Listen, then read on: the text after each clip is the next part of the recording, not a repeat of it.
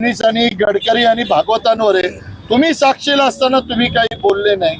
त्या देवेंद्र जो काही भोंदू बाबा आहे त्याला महाराजांच्या इतिहासाचा गंधही माहीत नसेल, पण गडकरींनी ज्यांनी आयुष्यभर आणि फडणवीस आयुष्यभर ज्या छत्रपती शिवाजी महाराजांच्या नावावर राजकारण केलं, सत्ता भोगली, त्यांनी तरी हा अवमान सहन करायला नव्हता पाहिजे. म्हणून आमचा जास्त या महाराष्ट्रातला सगळ्यात जास्त जर राग कोणता असेल तो फडणवीस आणि गडकरींनी भागवतांवर आहे. कारण हा पुरस्कृत कार्यक्रम, नियोजित कार्यक्रम ह्यांनी आखलेला आहे. महाराजांचा अपमान करण्याचा ह्यांनी पहिला राजीनामा दिला पाहिजे. त्यांनी जाहीर माफी मागितली आणि ज्याला अकलीचे तारे आणि ज्याला फक्त स्क्रिप्ट लिहून दिली.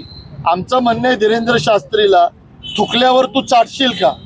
प्रत्येक वेळेला तेच होतंय, यायचं अपमान करायचं आणि 2-4 दिवसामध्ये जेव्हा शिवप्रेमींचा प्रक्षोभक होईल त्यावेळेला तुम्ही माफी मागायची.